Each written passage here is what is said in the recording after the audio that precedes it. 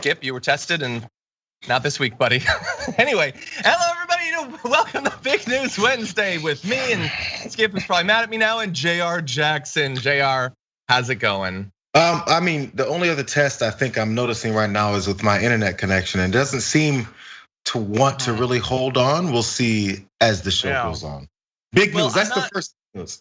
It is. I'm not yet sure how that could be Skip's fault, but I'll figure it out. I'll figure out something. Anyway, we're glad to have you here.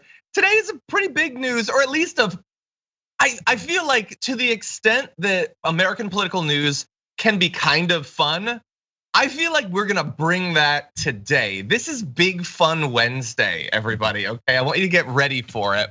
We have a holiday themed episode in a couple different ways. It's gonna get a little bit fiery, a little bit hot in here, you know what I mean? So I think we're gonna have some fun. And through the course of the next 90 minutes, we're gonna be talking about a lot. You likely will be talking about a lot too. And if you'd like to address any of it to us in the form of tweets or super chats or comments or anything like that, we'll be responding as we go. But first, let's start off with you giving to us the best Christmas present of all, which is liking the video and sharing the stream. That would be great. Really, it's a present to the algorithm more than us, but I will accept it on the algorithm's behalf. And with that said, Jayar, you ready to do? Someone's saying my audio seems a bit quiet and tinny. I didn't change anything. I don't know, it looks pretty good on here. Anyway, we'll go with it. You ready to do this, Jayar? I think so. I mean, you're a little quiet and tinny, but sure. Am I coming through quiet and tinny to you? No, you're not. Okay, well, I'll yell then. Okay, I learned it from Jank. Okay, with that, let's jump into the news.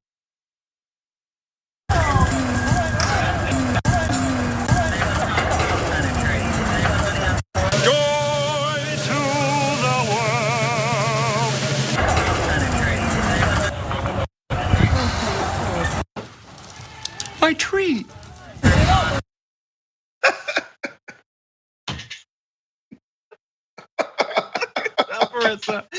Very well done. That's a bad thing that happened. Someone burned down Fox News's tree, and it is wrong and unacceptable. Jayar, do you agree? It is. No, honestly, it is. It is. I want to clarify the laughter. The laughter was because of the Griswold My Tree, because that's actually one of my favorite movies of all time and franchise. Let's keep it real. Yeah. The National Lampoon's Vacations are the best. That's what has me laughing. So before anyone starts talking about how Damage Report and John and Jayar are laughing at an Arson, no, that's not what I was laughing. So no, we don't like arson. We don't like arson, we don't like property destruction or anything like that, so don't do that. But that said, it's obviously hilarious, especially because like, if there were to be a war on Christmas, I mean, I think this is what it would look like, right? But I wanna just quickly say something that I said in our production meeting this morning, and maybe it makes me a bad guy, or maybe it makes me crazy, but I've always loved Christmas trees. And Christmas trees are supposed to be, when you look at it, you're supposed to like get some feelings. You're supposed to be impressed by it. It's supposed to be bright and all of that. So in a way, is a immolated Christmas tree, like a blazing, isn't that the ultimate Christmas tree? Like we put lights on them, why not set it on fire? Then it's the most impressive it'll ever be. No, is that just me? Well, maybe, you know what? If it wasn't for like potentially the pollution of everyone lighting off Christmas trees, that would actually be a nice way to like, it was like an ending to the season, you know, what, December 26th, maybe January 1st, light the tree on fire and then it ends and then, you know, use it for some more kindling in the fireplace, I don't know. Yeah, it probably would be really bad for the environment, but in any event, the person who did this last night has been caught. It's a 49-year-old man that police said was homeless, was arrested on charges including criminal mischief, arson, and trespassing. Wasn't clear if he had an attorney who could comment on the charges, and the police said the man had a lighter, but it was unclear whether any accelerant was used. So other than that, we don't know anything about the nature of this person or why they did it, why they targeted this tree. And by the way, neither does anyone else commenting on this. All we know is what we just told you, but that is not going to stop people from jumping to conclusions and trying to imply that like a combination of Alec Baldwin and AOC just burned down a Christmas village. So, with that said, sorry, continue. The good news is that no one was injured, no one was hurt, no one was killed. It was property strictly, what I've heard at least, of the Christmas tree. I don't know if any buildings were, damaged or even charred. But that's the main thing, that no one was hurt, no one's injured. So the thing is now that we need to figure out who it was, which they've figured out now.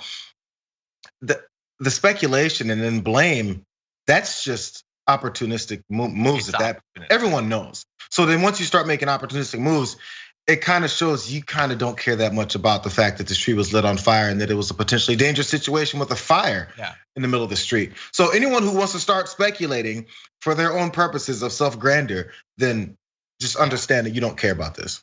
100%. Like that. And by the way, like we just played the video again. That tree looks awesome on fire. Honestly, let it burn, man. Let it be its best tree. And its best tree is a flaming tree, apparently. But I am curious what you think. We apparently do have a poll, or at the very least will soon. Oh, yes, we do have it. It's available at tyt.com/polls. How do you feel about Fox's Christmas tree being burned down? We've been very clear, we're against arson. You can answer the war on Christmas is real, or burn baby burn.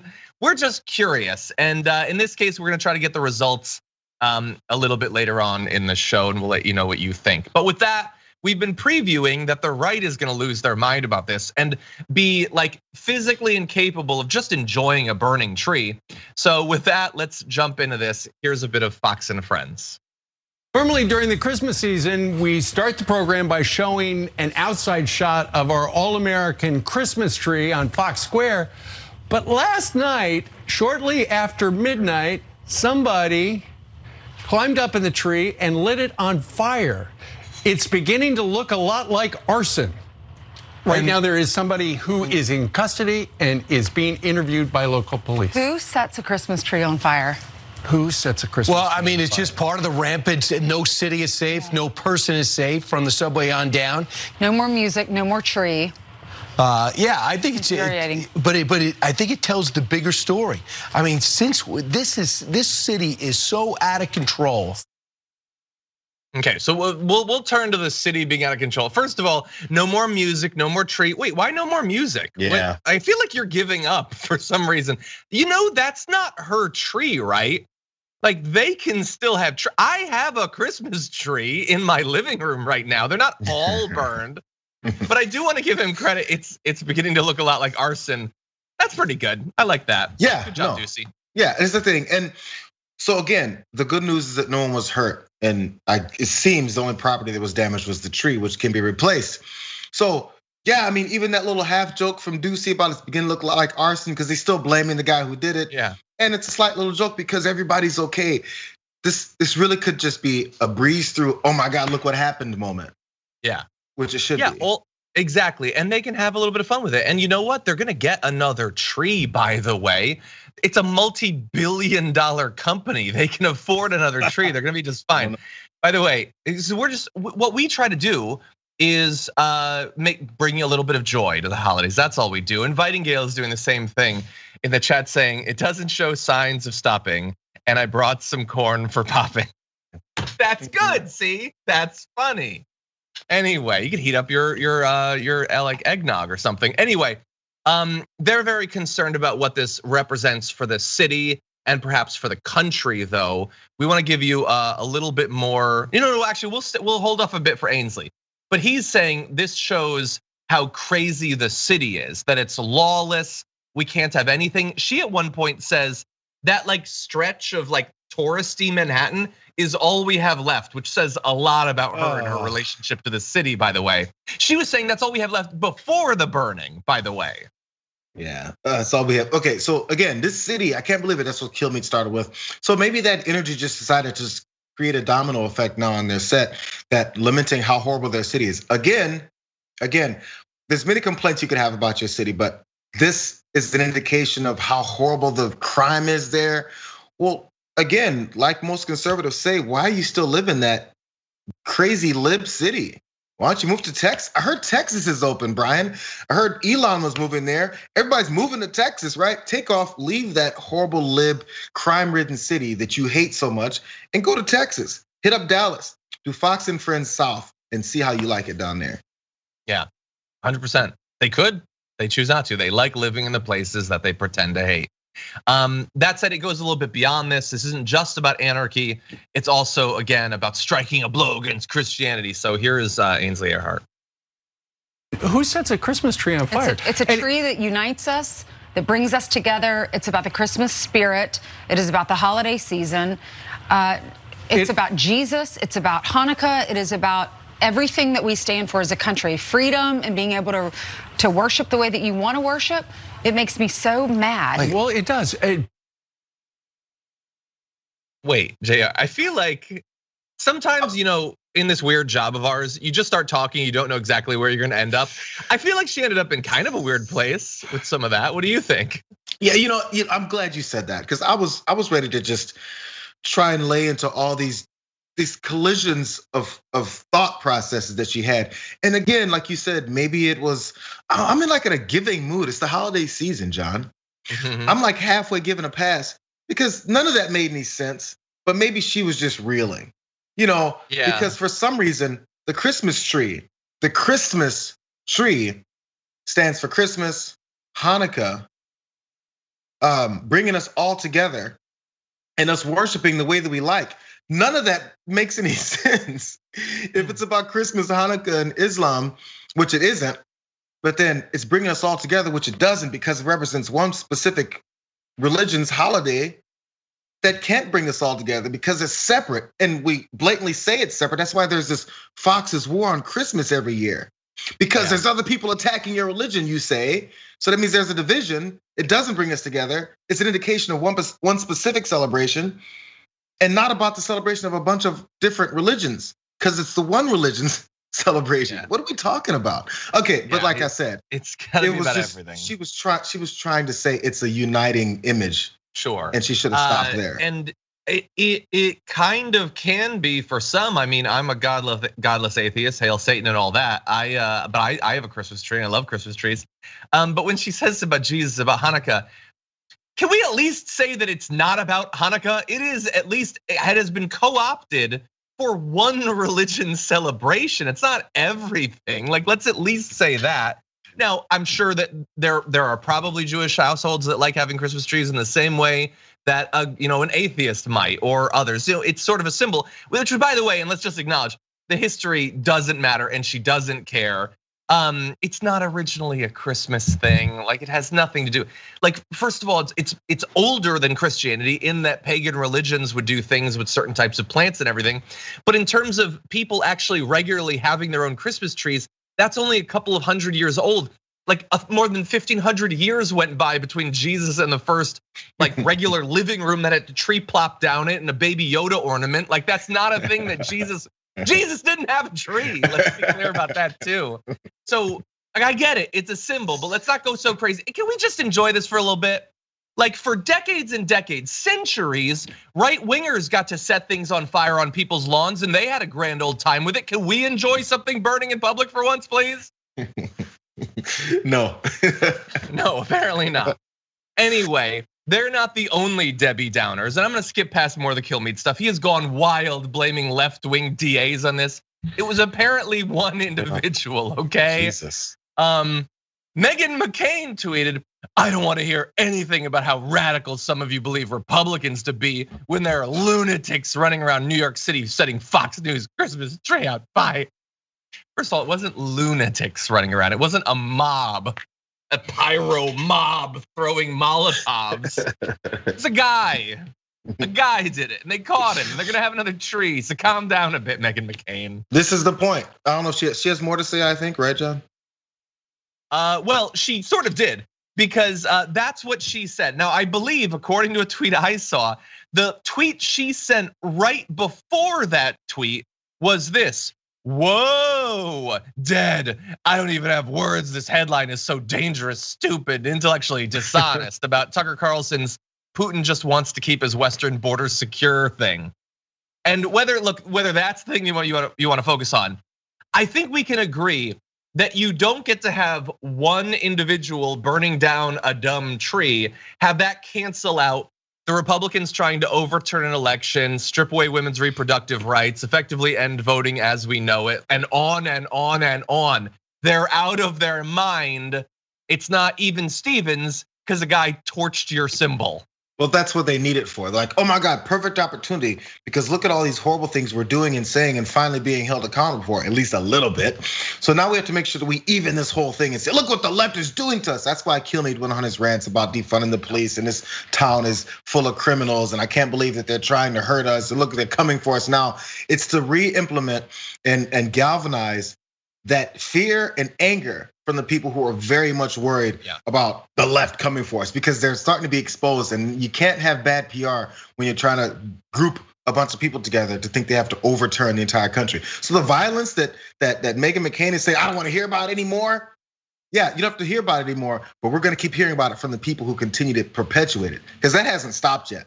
This is separate from someone burning a tree down. This is you telling people, hey, you need to grab your guns and go start coming after your elected officials and people who disagree with you. That's a whole different story. So let's not make these two things seem the same. That's slightly more extreme, just slightly. But anyway, again, look, we've expressed our opinions on the whole tree thing. We're trying to, make lemonade with the lemons we've been given, and arson is definitely wrong, and this is the worst thing that's ever been done. But we are curious what you think. So if you'd like to go to tyt.com/polls, you could vote. How do you feel about Fox's Christmas tree being burned down? You can vote the war on Christmas is real or burn baby burn, and I love the image they chose for that.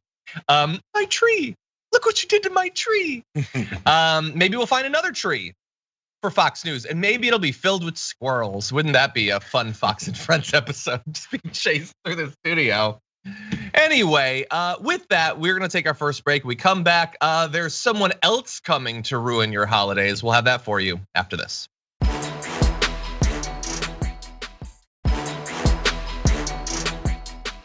Okay, Jayar, you ready for a little bit more madness? Yeah, I'm always ready for madness. That's what I'm here for. Let's do it. Lauren Boebert is two things: awful and not especially original, as you'll see in this image that she tweeted out with the caption, "The Boeberts have your 6, Representative Thomas Massie." You know that she's cool because she said that she has his 6.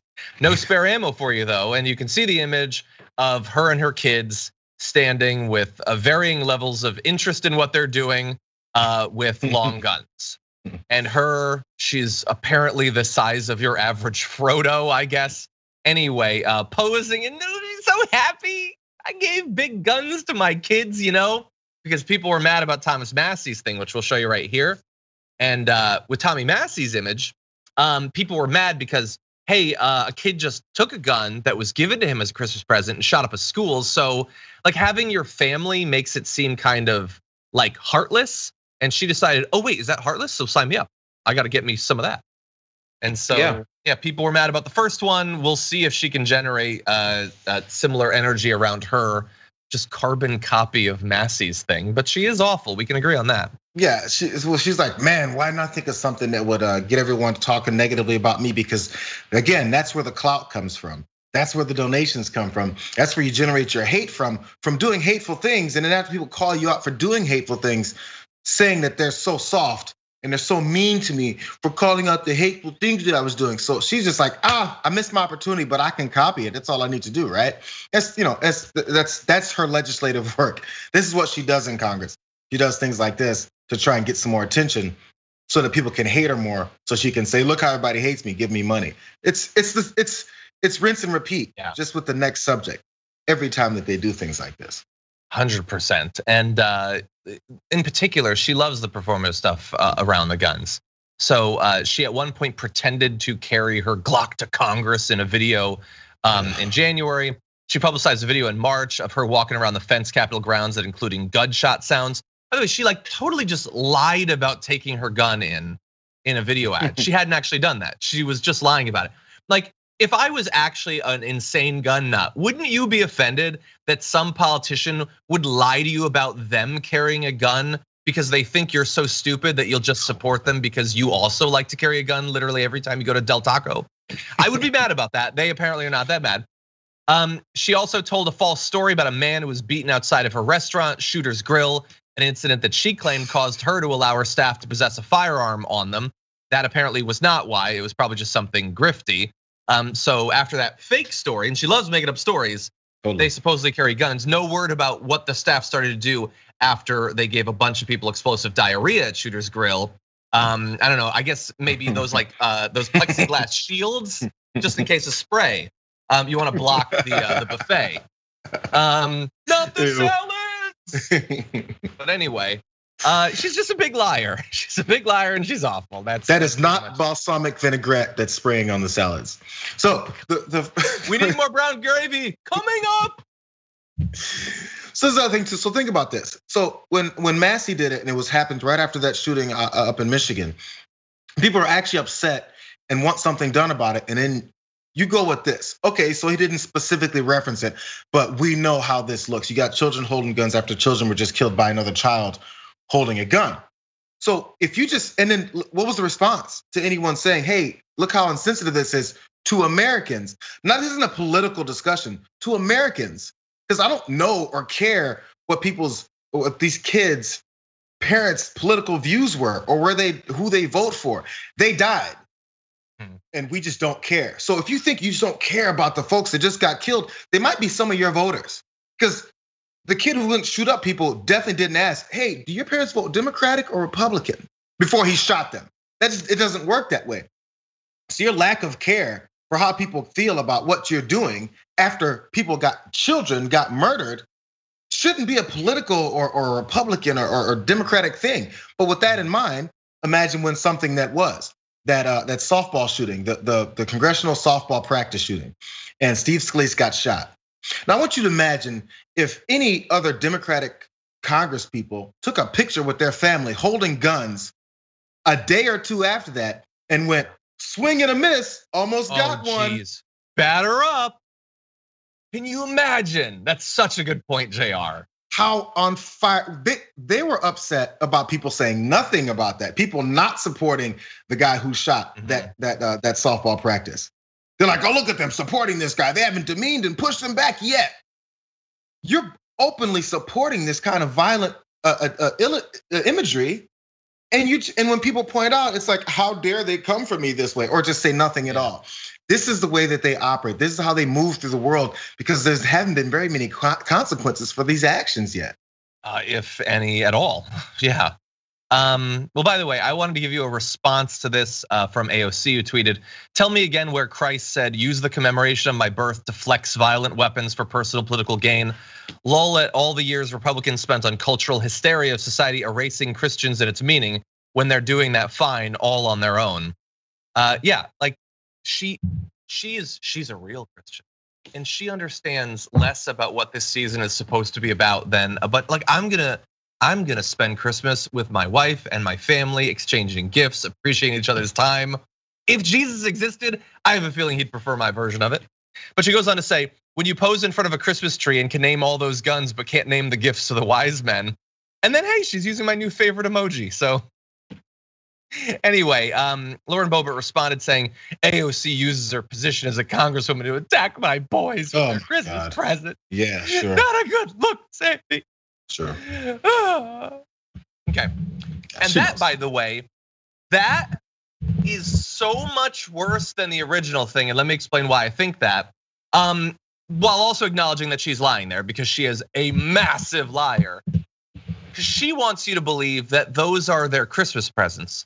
I really doubt that that is the case. That is a lot of guns to buy all at once for your kids. But what she's doing there is, Massie was attacked for having kids holding guns so close to Ethan Crumbley killing people. But Ethan Crumbley was literally given his gun as a Christmas present. She wanted to pretend that her family was even more like the Crumbleys than his.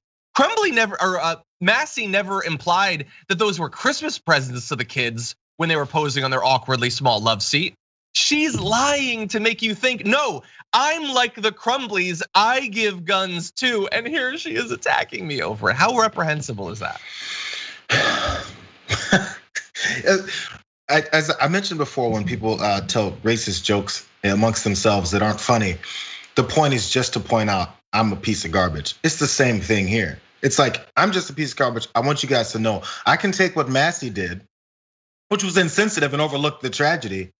I can take it and I can connect myself to it and say I support that tragedy. But with enough wiggle room for when people say, hey, it looks like you're copying and saying you're giving your kids an opportunity to be another Ethan Crumbly. Oh, I can't believe you guys are trying to connect my children to this. How dare you attack my boys? You put your boys on a picture in front of the country, in the world, with a bunch of guns in their hands saying that they got this other representative's back, which means they're willing to shoot. Am I right? Is that what that means? If you have someone's back, does it mean that you're holding a gun and it's just for fun? Or does it mean you're willing to do something with it by watching Representative Massie's back? Because you're in a what? What do you do when you're watching someone's back? Oh, you're fighting. Or maybe you're in a conflict, a war maybe, with someone else that you have to kill. No, all that just gets connected to it if you'd like to, and if you don't, it won't. It's frustrating. Yeah, just buy your kids a book. How about that? We had to go through another thing of like, the kids are playing violent video games. Don't give them the new Call of Duty or Fortnite before you give them a literal assault rifle. I don't understand people. Anyway, Representative Presley, by the way, introduced a resolution to strip Boebert of her committee assignments over the insane lies that, oh, by the way, there's an updated video. She's been lying about Ilhan Omar even longer. There was another instance earlier in the year where she was telling that insane idea. It's changed literally every single time. And more than 400 congressional staff members are also calling in House leaders to reject her rhetoric. We'll see if that ends up happening. I feel like now we're a week out.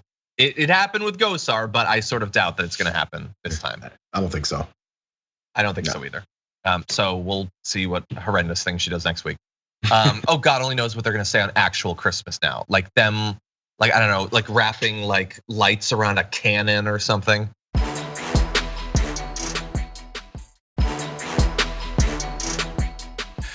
Anyway, with that, let's move on to one of the weirdest stories I've seen in a very long time. What does unvaxxed sperm have to do with Bitcoin? Ideally nothing, but apparently something. Because people who are super anti-vax and believe insane conspiracy theories about what it does to fertility and those sorts of things also have a little bit of an overlap in the awfulness Venn diagram with radical Bitcoiners. And so let's walk through a little bit of this. There's been some great reporting on Vice about this phenomenon. Unvaxxed sperm and the people behind it are not anti-vaccine to a degree. This is a new Bitcoin, by the way. They are completely anti-vaccine, baselessly claiming that 90% of the population has no need to take any vaccine and advocating that the pandemic can be medicated with alternative remedies like ivermectin, even though the only studies to claim the drug typically prescribed as a horse dewormer can treat COVID-19 have been retracted. There's a lot of people that now fit into that category of saying you either don't need to or shouldn't take the vaccine, instead just take a whole bunch of stuff that has nothing to do with COVID. So anyway, about a week ago, this new Bitcoin was launched called Unvaxxed Sperm. It saw explosive growth and then collapsed, leading some to believe that it might be a scam. I don't know why anyone would think that. Anyway, why did they launch this? Well, there was the Let's Go Brandon cryptocurrency, and that got people excited, so they decided why not do their own. And so anyway, why do they believe all this? They think that sperm and eggs of unvaccinated people will be worth a fortune because COVID-19 will have damaged the ability to procreate of others. And so you have the Bitcoin. This has become very common at protests too. You can see at this protest in Melbourne, actually, unvaxxed sperm is the next Bitcoin was a sign, and we're seeing this more and more, Jayar. Come on, man. So I'm just, well, I guess it's a matter of time. We just have to wait and see how long it is before people realize one way or another where this has worked out. And I'm a big proponent of, I mean, if this is some kind of new money scheme to get people's cash or have them sign on to propel your business and your ability to grift, hey man, more power to you, I guess, to a point, unless there's eventually some laws around these kinds of scams that take people for their money. But the people that get taken for it, that's their money. They can throw it away all they want. So, I mean, if you want to go out there and stand in the cold and talk about how unvaxxed sperm is your new future, hey, have at it. Have at it. Because eventually we're gonna see the reality. And again, I've said it before, if I'm wrong about vaccinations and all this, and especially this specific vaccination, we'll find out. What are we still arguing for? Yeah, go out and stand in the cold and yell at people who have a different view than you do. But the reason we're yelling at folks who are unvaxxed and want to push this type of stuff is because you can harm others with it. us sitting here vaccinated, we're not harming anyone. We don't have the possibility of infecting anyone. Now, if we do, that's because you were unvaxxed and you have an issue now. We're arguably actively trying not to harm people. But anyway, yeah, like people are talking about this being a pump and dump. Yeah, a lot of this it's you launch it, it explodes, which means that the people who had it first make money. They sell it off, which leads more people to sell it off. So then the people who bought it last at a really high price just lose their money. All this is a transfer of money from people who are desperate to the people who started off the thing. That's what it is. And that's why, what does Let's Go Brandon or Unvaxxed Sperm have to do with any of this? It's just stupid branding to lure in a particular type of sucker. That's all it is. You like Let's Go Brandon? Well, buy this cryptocurrency that has literally nothing to do with any of that. But the important thing is that you give me your money. And that's what they're doing. You notice none of these names of these new cryptocurrencies are United America or Unite the country. All these things that they say they're about, be nice to each other. Yeah, because Democrats are the divisive party. So considering they're all for uniters, I'm waiting for that uniters name of cryptocurrency. You're gonna be waiting for a while. By the way, I'm well aware of the double meaning of, in this particular case, the term that I used. I'm not happy with it, but it is also accurate. Anyway, by the way, so what are they gonna do with some of this money? Well, first of all, nothing, because it's not gonna be here in 2 weeks. But what they use to lure in the people they want to scam is, they say they're gonna donate money to anti-vax doctors or whatever. They're gonna launch a version of Tinder for purebloods. So that's taken from the Harry Potter thing to say that they, because they haven't been vaccinated, have pure blood, even though virtually every single one of those people has many vaccines in their system. And they apparently read Harry Potter without realizing or caring that the purebloods people aren't the good guys in the story. Oh, even better that they're not the good guys. Even better, yeah. Anyway. And also, let's also just, maybe this is a stretch, I'm willing to admit that. But when I hear pureblood, I feel like that also gives a little reach to the white supremacist group who like to say their blood is pure because it doesn't have all those tainted other people's bloods mixed in with it. That same white supremacist thought process of, oh, we're purebloods. We don't want it tainted. It just triggers all the same emotions, which still, of course, gives a head nod to the certain groups of people, I think. Yeah. Anyway, look, I'm no more unvaxxed sperm for me. But anyway, AOC recently had a comment about Bitcoin. I just wanted to briefly mention. So she was responding to a question on Instagram saying, do you invest in Bitcoin? And she said, because we have access to sensitive information and upcoming policy, I do not believe members of Congress should hold or trade individual stock. And I choose not to hold any so I can remain impartial about policy making. I also extend that to digital assets and currencies, especially because I sit on the Financial Services Committee. So the answer is no, because I want to do my job as ethically and impartially as I can, which is a great answer. It's consistent with what she's been saying for years about individual stock ownership. They should not be owning these things that they can manipulate. And so I agree with AOC there. It's pretty straightforward. I'm shocked to find out. Yeah. 100%. Okay, with that, I think it is time for us to go to our second break. We come back, we're gonna give you an update on the Kellogg strike, and then some big votes having to do with military spending going on. We'll be closing out our hour with those.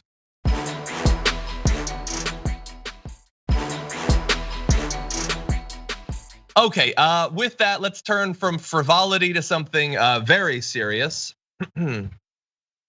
Kellogg, which has been facing a strike for some time now, says that they are going to be replacing the striking workers, which is about the worst outcome I can imagine for this. But that said, we want to catch you up on all this so you understand the situation.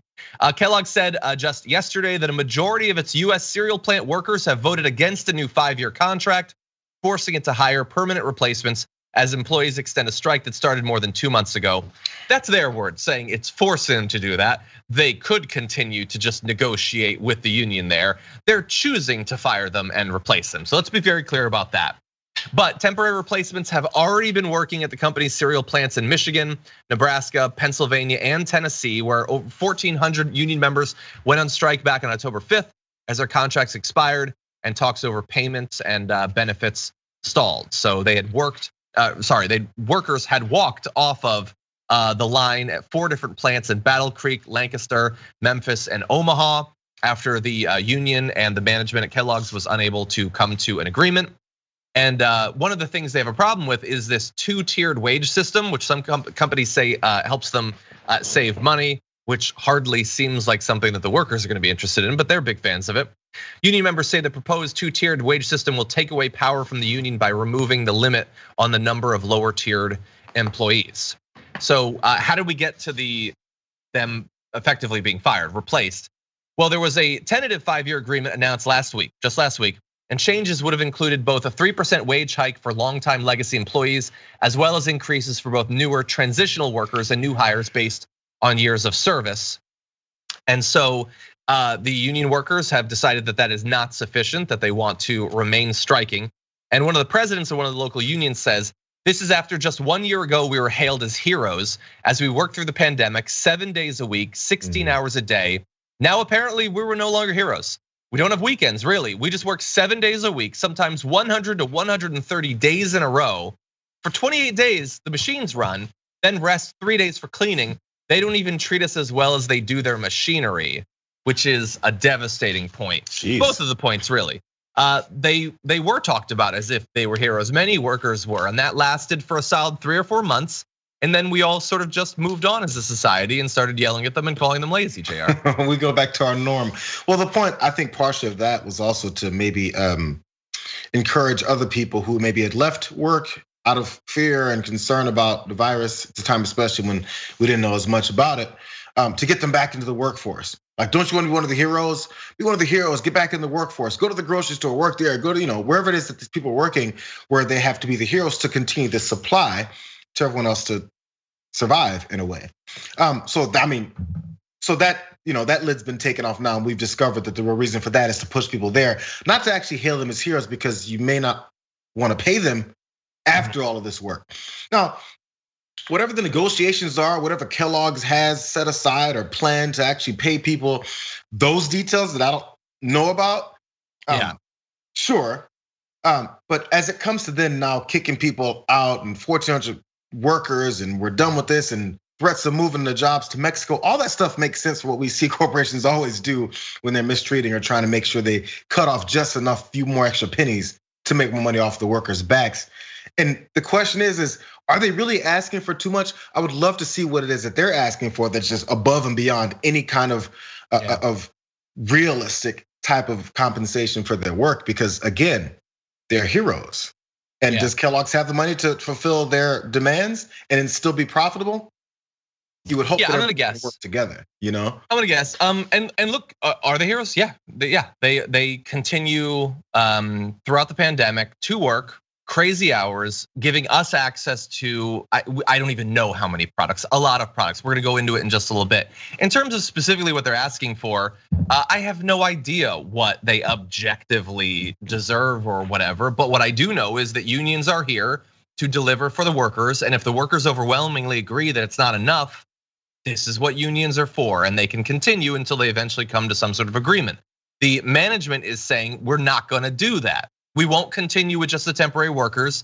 We're gonna fire a bunch of people. It's also entirely possible that this is just another really barbaric negotiating tactic, but we'll have to see. In any event, what Kellogg is doing here is obviously not in the interests of the workers, and so that potentially leads to, should people be boycotting this stuff? Now, a lot of people already have been for a long time, and we wanted to show you some of the products that would be included if you wanted to participate in a boycott. So let's go to this. You can see that there is a lot of stuff there. Eggo waffles, so 11 is gonna have to participate in this boycott. All the way to like club crackers, I think those are, and Frosted Flakes and your Rice Krispies and your Go Lean if you're eating healthy cereal or whatever. Let's go ahead and take the lid off, John. Let's take the lid off. What are you talking about? Pop-Tarts. What? Pop-Tarts. No. No, it's not there. I didn't see it. I didn't see it. No. Wait, the value pack too? All of it. They also make the value pack? Well, they just make strawberry, right? Some other company makes brown sugar cinnamon, I have to imagine. No. See? Well, I didn't want the unfrosted strawberry anyway. Who wants that? I don't think a single person is eating those. You've run into the brick wall, John, with your wokeness and awakened, eyes open stuff, trying to boycott companies. You know what you need to do? You need to take your Nikes and throw them into a fire and burn those too. Because only you crazy libs like to boycott places, and companies and all those. What's the matter with you guys? That reminds me, way back, I think it was Nikes that the right wing was mad at, and they were going to boycott. So Jordan photoshopped, like he did a video of a drone strike on a shoe, and he was like, "I just destroyed my Nikes," and a bunch of right wingers like quote retweeted it as if it was serious. Anyway, but look, people are pointing out that I need to put my values where my mouth is, rather than Pop-Tarts where my mouth is, which is what I've done for my entire life. If I want to be consistent with my values, I can't go around eating delicious, life-giving Pop-Tarts.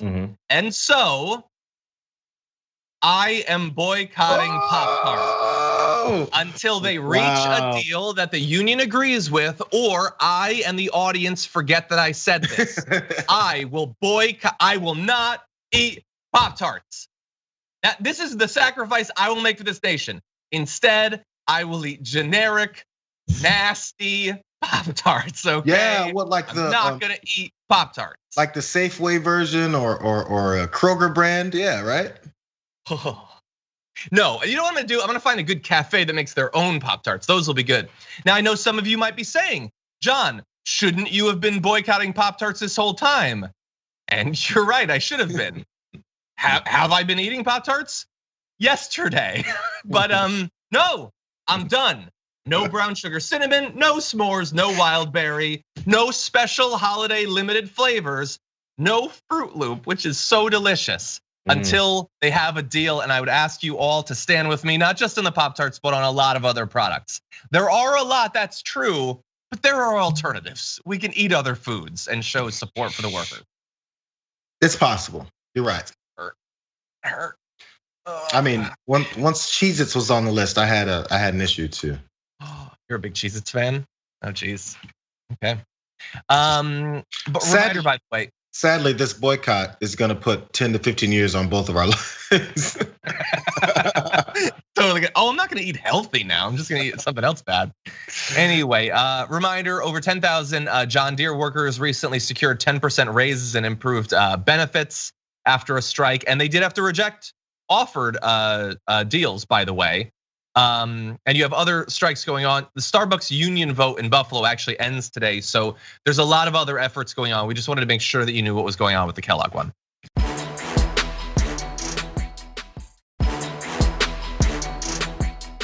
And by the way, if you haven't already noticed it, the new emoji, the memorial to the Fox Christmas tree is now up on YouTube. So if you're a member, you get access to it. You can be any level of member. So if you've been waiting, light it up a little bit, okay? In the chat with the flaming Christmas tree. Cassie did an amazing job on that. Okay, now we need to get a t-shirt. Anyway, with that, why don't we jump into something completely different? We're gonna show you a video. This is gonna be a cold open. I don't know if we've ever had this person in a cold open before, but let's jump into this video. Believe in humanitarianism, if you believe America is a force for good that serves as a model for other nations to emulate, if you believe that the crushing of the Yemeni people must be stopped, then you must vote for this resolution of disapproval. We have a chance to tell the Crown Prince that American arms sales will end until he gives up his starvation campaign. That was good. From Senator Paul there, Jayar. He is standing to oppose the continued sale of massive amounts of weapons to Saudi Arabia that will inevitably be used against the people of Yemen or further contribute to the chaos that has led to so much death and suffering there. And Rand Paul was right there. That feels weird. What do you think of that? Yeah, well, generally what the Pauls, Rand and his dad, Ron, they were always the libertarian / conservative / Republicans that were the ones who were against the wars and the warring and the killings and the horrible things that other entities would do to their people violently, right? This should be on brand. This is what's supposed to work, but this is the things that are kind of silently, quietly said when Trump was in office, because Trump was also trying to push that he's anti-war guy until he's pro-war.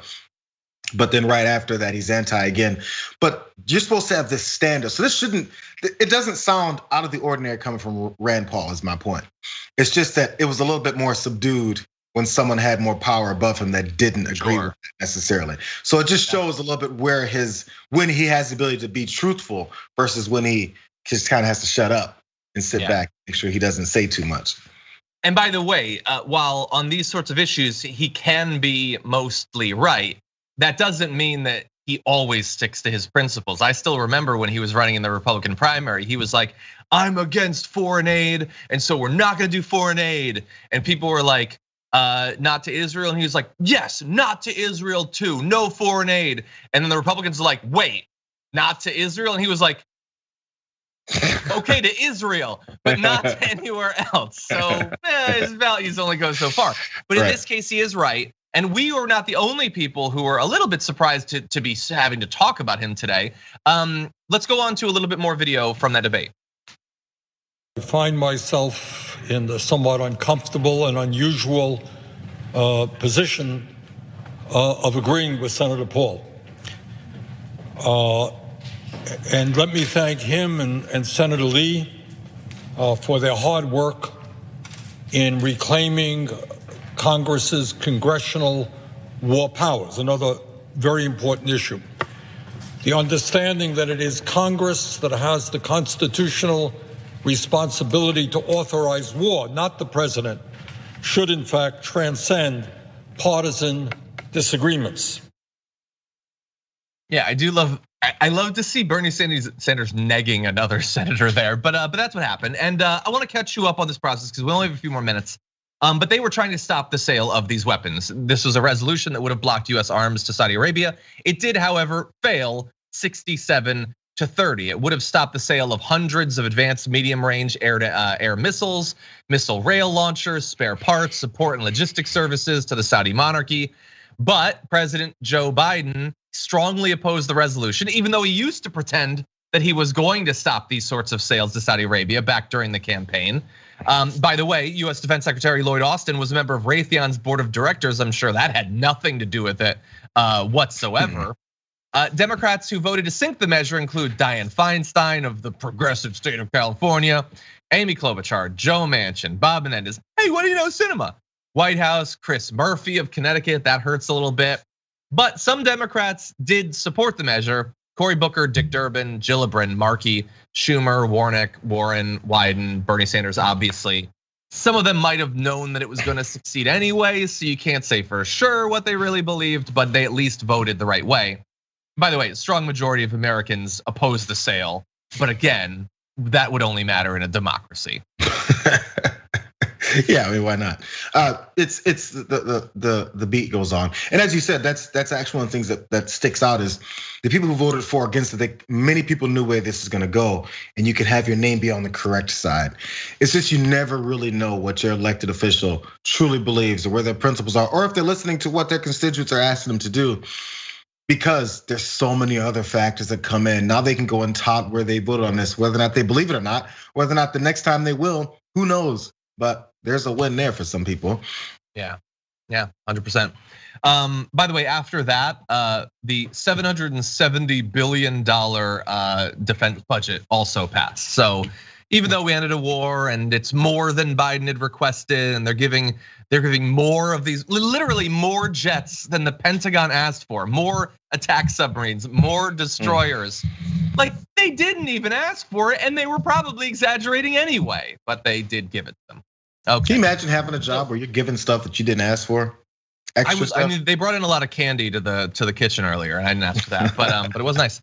Anyway, with that, we are rapidly running out of time. So if you've been watching on our linear platforms, thank you so much for that. But if you're one of the many who watch on our members app or on YouTube or on Twitch, we do have more news to get to, including an update on the better.com guy, some amazing stuff from Mark Meadows' book that we're gonna discuss, and more. All that's gonna be coming up after just a short break, so don't go anywhere. Jayar and I'll be back for more Big News Wednesday after this.